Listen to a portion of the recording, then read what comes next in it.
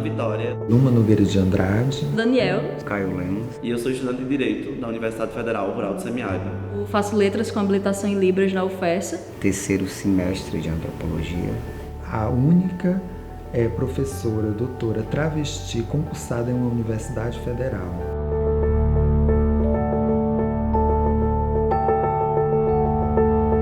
Uma pessoa transgênero é aquela pessoa que nasce com a identidade de gênero, ou seja, aquela condição mental, a forma com que ela se vê é diferente do seu sexo biológico. Então, todas as pessoas que fogem desses modelos tradicionais de sexo e gênero, essa construção que foi posta em nossas mentes, todas as pessoas que fogem dessas regras, elas são as pessoas em trânsito. Mas o que seria isso? Ultrapassar os limites que o corpo biologicamente impõe. Então a sua identidade mental é diferente do seu sexo biológico, aquele sexo no qual aquela pessoa foi designada ao nascer.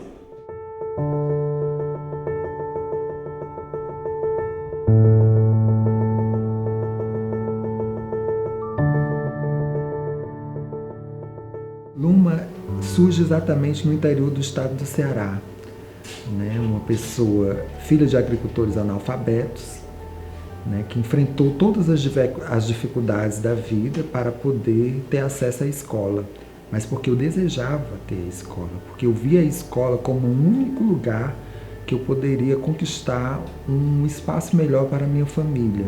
Pensava de uma forma diferente, né? Para além dos marcadores sociais, né? Que é a questão do não, eu gosto de brincar com bola, com boneca, etc. Para além desses marcadores, né? Eu me via muito não fazendo parte das meninas. Eu não me sentia uma das meninas, né? Porque fui designada mulher ao nascer, mas eu não me sentia fazendo parte. Era como se eu sempre estivesse ali como um intruso. Desde a infância eu percebi que eu nunca me encaixei em nada. Eu acho que os grupos de amigos aos quais eu tentava fazer parte não me entendiam e eu também não conseguia me sentir plenamente parte daquilo. Porque desde muito nova eu não me compreendia enquanto menino, mas eu também não tinha consciência que era menina. Então eu sabia que era diferente, que de fato não me encaixava, mas eu não sabia o real motivo daquilo. As crianças, elas não conseguem dar conta disso, porque elas não compreendem o que os adultos compreendem. Elas não nascem com essas malícias de dizer isso é de determinada pessoa, isso é de outro tipo de pessoa, isso pode, isso não pode. Eu passei por processos de bullying, né? Eu acho que todas as crianças LGBT sofrem esse processo de bullying e as pessoas trans é um pouco intensificado isso. Quando eu nasci, eu não entendia essas diferenças. Eu era a diferença, mas eu não entendia. Eu sabia que as pessoas percebiam algo diferente em mim, me puniam, mas eu não sabia, eu não entendia por quê. Né? A ponto de eu ser espancado na hora do intervalo e quando chego na sala de aula, que a professora fica sabendo, ela pega simplesmente, olha para mim e diz, bem feito, quem manda você ser assim? Mas eu não sabia o quê, eu não entendia o quê. Eu tinha que ficar dentro da sala de aula sem poder sair, porque senão se eu saísse eu era espancada. Então eu tinha que aceitar muita coisa. É tanto que existem índices de pessoas trans que deixam a escola, largam a faculdade, muitos nem chegam a adentrar a faculdade, muitos nem chegam a terminar o ensino médio, sequer o fundamental, né? Então, devido a todas as barreiras, humilhações, dificuldades e por aí vai. E eu era uma criança que queria a escola, mas a escola não me queria. E eu era uma criança que não tinha o espaço, os mesmos lugares na escola. Eu não podia usufruir dos mesmos lugares, porque a minha era negada. Eu não poderia, inclusive, brincar na hora do intervalo. Porque conviver com a negação não é nada fácil. Mas a população LGBT, ela sabe das dificuldades que se tem para ter acesso à escola. Ela já sabe desde muito cedo, ela vai conviver, é ensinada isso. Esse não é seu lugar, isso é desde a chegada, na recepção. A primeira vez que eu apanhei na escola foi na 4ª série. E eu vivia exatamente esse contexto de ser diferente, mas não saber o que era diferente em você, né? E eu apanhava sem saber o motivo. E ao mesmo tempo eu não tinha família ou um lar que fosse capaz de me acolher nesses momentos, pois eu tinha vergonha de chegar para minha mãe e dizer que estava apanhando porque estava sendo chamada de viadinho ou de gay, porque naquela época aquilo para mim era algo extremamente pejorativo e negativo, apesar de eu ser uma criança e não ter nem sequer a consciência de quão profundo e violento aquelas ações eram. A educação, a escola, né, é uma das instituições sociais que tendem a nos apoiar e muitas vezes elas nos dão as costas, não nos permitem ressignificarmos. Eu passava por algumas confusões, né, de qual que é o meu espaço aqui na escola, né? Porque eu gosto mais de estar aqui, eu me sinto mais parte dessas pessoas do que dessas. Por quê?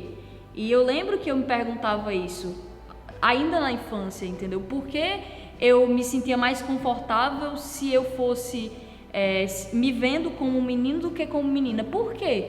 Se com todas as outras pessoas não era assim. Eu acho que nós ainda sofremos uma resistência ainda maior da sociedade para que ocupemos certos espaços que muitos acham que nós não devemos estar.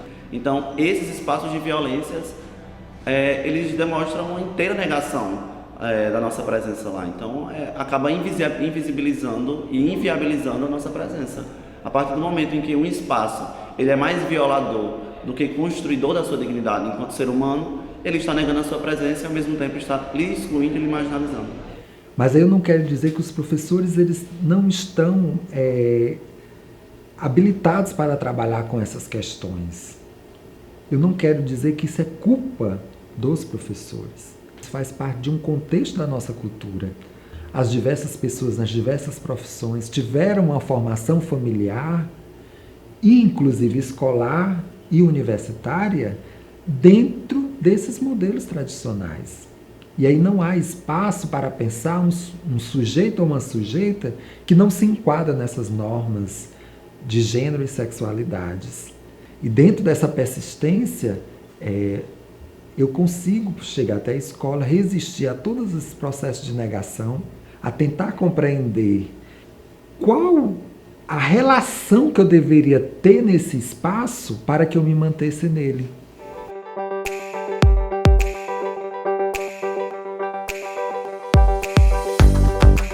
Foi um processo conturbado, né? Eu acho que a palavra é essa, conturbada.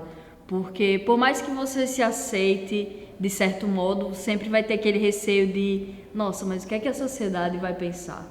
Eu resisti até o final de 2014 para, de fato, me assumir ou me entender ou externalizar essa transexualidade, pois era algo que me dava muito medo.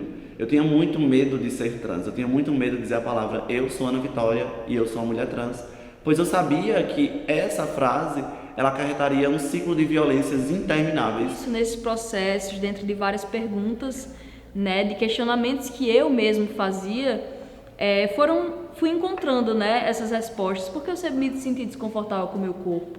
Por que eu me sentia desconfortável com os pronomes? E aí eu comecei a pesquisar mesmo, encontrando várias histórias e eu, poxa, eu acho que essa pessoa aqui se parece um pouco mais comigo. E aí eu comecei a levar, né, fui juntando as peças.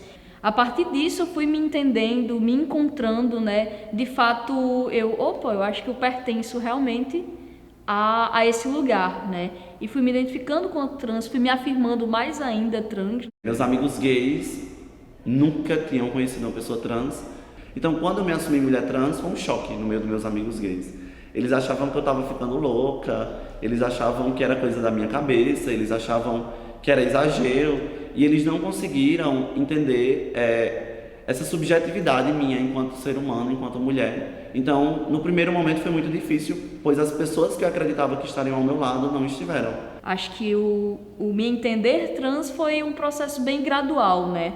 Primeiro veio o questionamento, depois as dúvidas e as certezas e a negação, né? Porque tem até um momento da negação, de se negar assim, não, mas eu não posso ser assim. Imagina só o preconceito. Então, e tem um momento de aceitação e de afirmação, que é o que eu me encontro agora, né?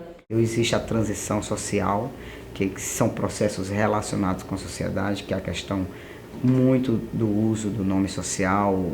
Existe a transição hormonal, existe a transição cirúrgica, existe a transição, são várias transições, entendeu? Então, assim, falar como o início exato da transição é algo muito complexo nesse sentido. A partir disso, a partir desse momento, então eu comecei a dizer às pessoas para me tratarem no masculino.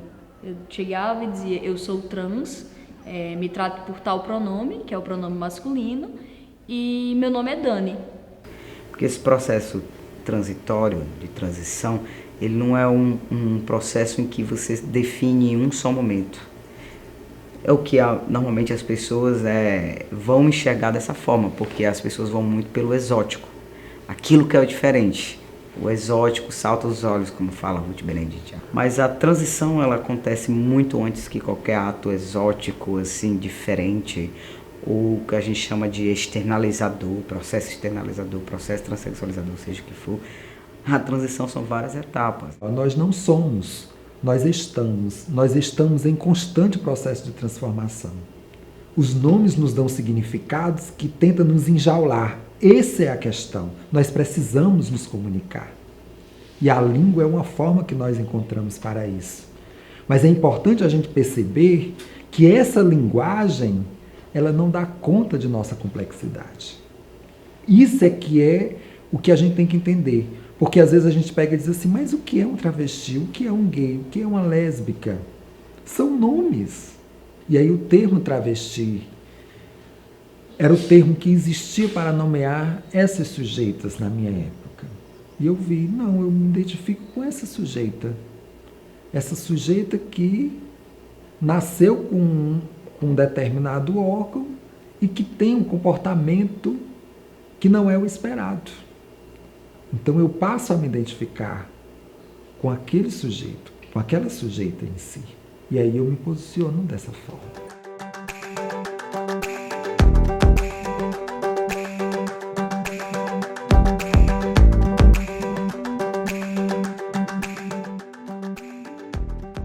Poucos transgêneros conseguem chegar à universidade ou ter acesso à educação. Porque desde muito nova, devido à transfobia, nós somos colocadas para fora de casa. A partir do momento em que nós externalizamos minimamente a nossa transexualidade, muitas de nossas famílias nos excluem do âmbito familiar.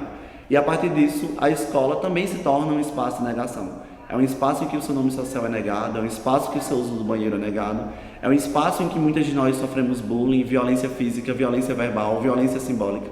Então, esse espaço também nos é negado. E a partir disso, o que nos sobra, de fato, é a rua e somos totalmente expostas à prostituição para minimamente tentarmos sobreviver. Então, a realidade é que nós ainda não chegamos à universidade. A realidade é que todas nós, pessoas trans, somos pioneiras em tudo que nós fazemos. Geralmente somos as primeiras mulheres trans ou homens trans a entrar na universidade de determinado estado, a entrar em determinado curso de determinada universidade. Então, sempre nesse papel de pioneiras, pois a maioria de nós, 90% da população de mulheres trans, ainda está na prostituição. E aí eu passei a me olhar, mas eu sou uma travesti, eu não estou nesses espaços. Eu sou uma travesti e não estou nas grandes metrópoles. O impacto que isso acontece para um estudante que chega em uma sala de aula e se depara com a travesti, uma pessoa que se auto-identifica como um travesti, sendo a docente.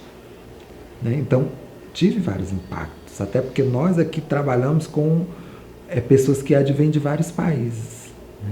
Então, há uma estranheza. Mas aí, com o decorrer, as pessoas começam a entender que estão carregadas de um adestramento da norma social em relação às questões de gênero e sexualidades. Na educação básica, a gente encontra várias falhas, né, de certo modo. Falta de preparo, falta de respeito, falta de informação, né? As pessoas tratam isso como se fosse um monstro de 7 cabeças, coisa que não é.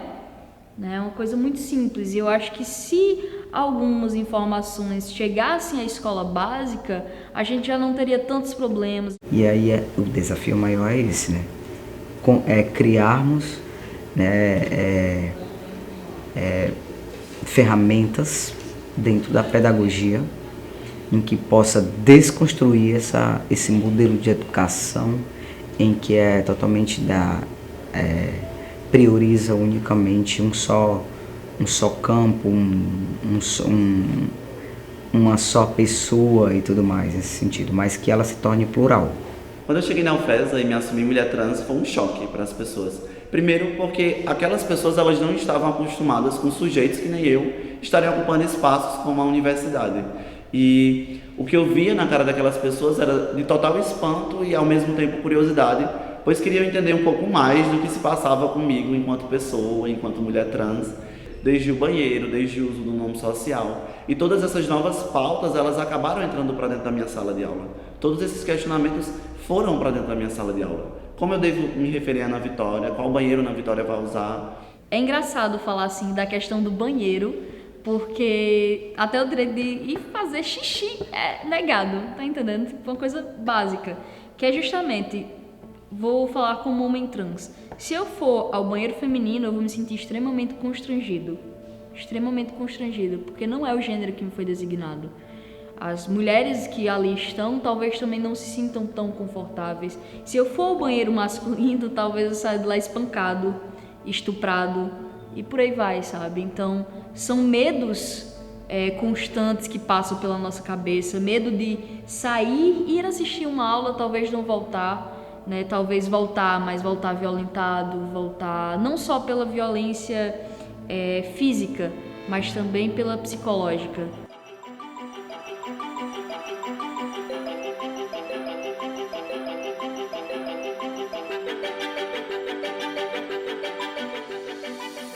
Eu chego na universidade, passo no concurso em 2013 para a Unilab, foi uma repercussão internacional, porque foi a primeira que conseguiu esse feito. E eu chego na universidade e me deparo também como docente dentro desse campo de enfrentamento dessas questões. Não é uma paz. As pessoas podem achar, ela é uma travesti que agora é professora universitária, né? Está no conforto, ela não sofre preconceito. Que nada. Sofro sim. E eu percebi isso ainda mais forte logo nos primeiros momentos de chegada na universidade. E aí, não foi só na universidade que hoje eu sou docente. Até em outras universidades onde eu vou, existe isso. Por quê? Porque é uma construção da nossa sociedade, eu já expliquei isso. Não é? É algo que tem que ser desconstruído. E nós temos que fazer isso o quê? Através do que a gente tem, principalmente nas escolas e na universidade. Ao invés de retirar a genissexualidade, tem que se trabalhar mais genissexualidade para respeitar as pessoas, as diferenças dos outros. Acho que os professores eles precisam se informar mais, os professores precisam acolher mais, né? Precisam se colocar mais no lugar do outro. Então a escola, em relação à universidade, nesse aspecto não tem muita diferença. Né? Então, isso para mim foi uma surpresa, porque eu pensei que poderia estar liberta, mas ao mesmo tempo a universidade ela foi também uma forma de empoderamento. Eu precisava, assim como eu precisei da escola para chegar na universidade, eu precisava agora da universidade para chegar em outros espaços, porque eu queria esse lugar.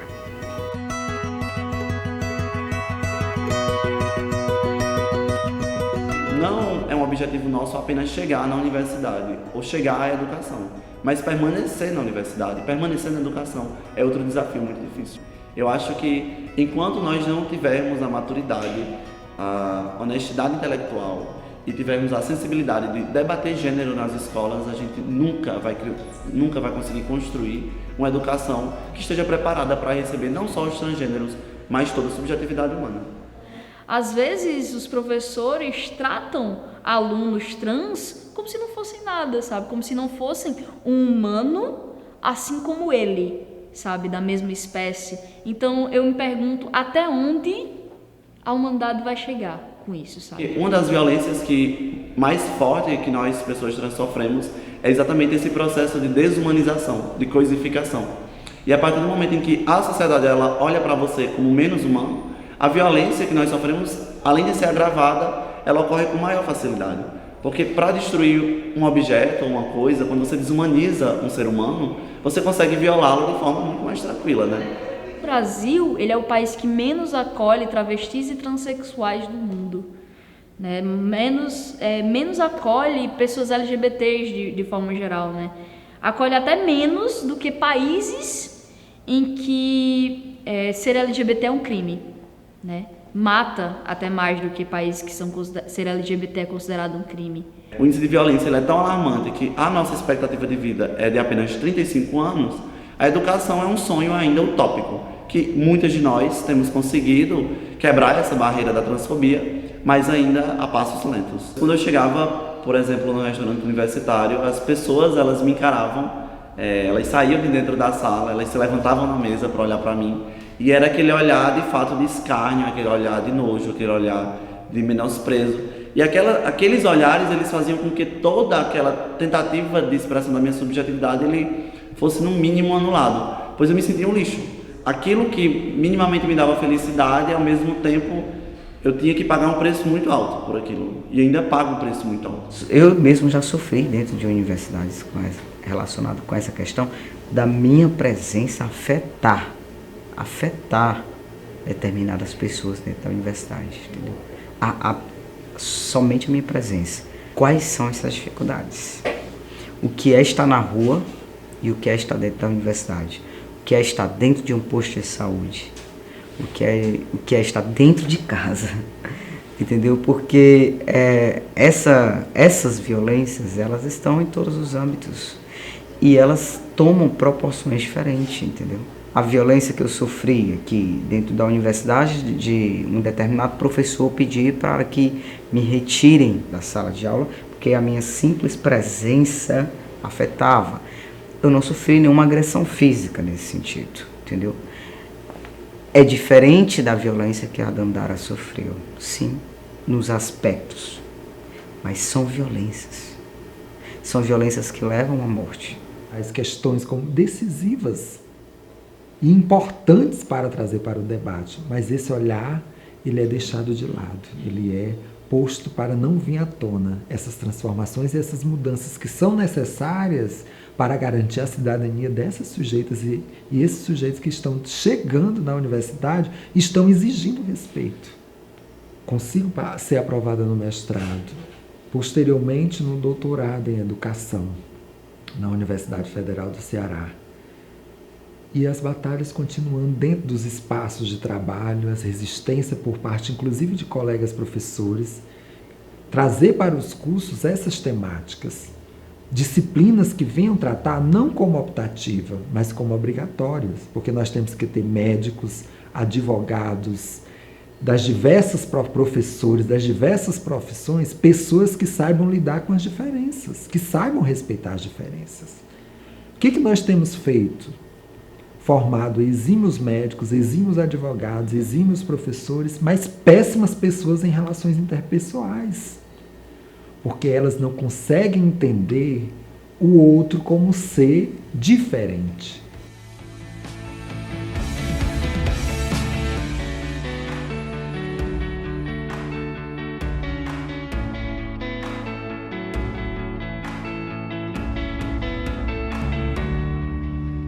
Cada vez que eu vejo mais trans no ensino superior, eu consigo enxergar ali profissionais que estarão ocupando diversas áreas, né? Quero fazer mestrado em Direitos Humanos quando concluir o meu curso e quero ingressar nessa área acadêmica exatamente por acreditar nesse papel tão empoderador e forte que a educação tem. Eu quero poder acrescentar um pouco mais a educação dentro das universidades. Estou aqui fazendo letras.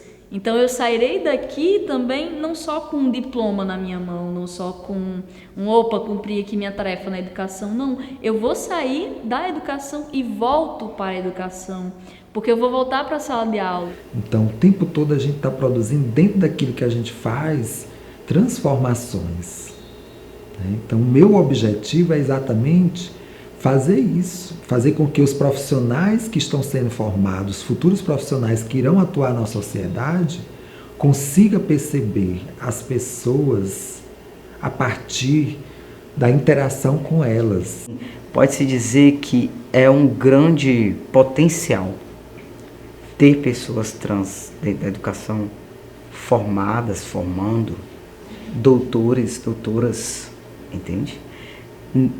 Para que essa construção se fortaleça cada vez mais, se torne mais forte nesse sentido.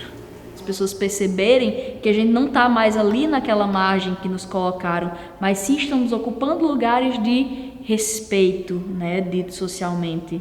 Paramos assim para pensar o que de fato nós sonhamos, né? No mundo ideal, o que nós gostaríamos de ser? A gente gostaria de ser tanta coisa. E eu acho que, antes de tudo, nós gostaríamos de ser vistas como humanas. Sem dúvida, ser visto como ser humano é o mínimo que a gente sonha. E é algo que a gente ainda não tem. Então, talvez, um dos sonhos é que essa sociedade nos veja enquanto seres humanos. E, ao mesmo tempo, que a população trans, ela se empodere da transexualidade, ela se empodere do movimento LGBT, ela se empodere dessa luta, pois só através desse empoderamento, de fato, a gente vai poder fazer alguma modificação social. Eu espero que todo mundo, né, não só as pessoas que têm uma escolaridade mais alta ou alguém que chegou em um nível mais elevado, possa ser respeitado, possa ser amparado, possa ser compreendido, possa ser compreendida também, possa ser, enfim, não ter seus direitos básicos negados, né? É ter a capacidade e ter a coragem de enfrentar o mundo inteiro quando ele diz não e reivindicar aquela subjetividade como sua e fazer com que as pessoas elas não tenham escolha em cima da sua subjetividade. A verdade é que nós podemos ser tudo o que nós queremos ser. Então nós precisamos quebrar com essas amarras burocráticas, essas amarras culturais, tradicionais, que não dá conta mais da nossa realidade, e olhar para o outro e ver ele e aceitar ele e tratar esse sujeito ou essa sujeita da forma como deseja. Então vamos perguntar ao outro como é que ele gosta de ser. Não importa o nome, se é travesti, se é bi, se é tri, se é lésbica, não importa. Que nome, que caixinha as pessoas irão se enquadrar. O que me importa é que você se sinta bem. O que me importa é que a forma como eu te trate te proporcione o prazer que você deseja. Que eu te trate como você quer. Que a gente pode deixar de ter oportunidades de desenvolvimento por conta do preconceito, de não aceitar outros olhares, de outras possibilidades, de outras visões de mundo.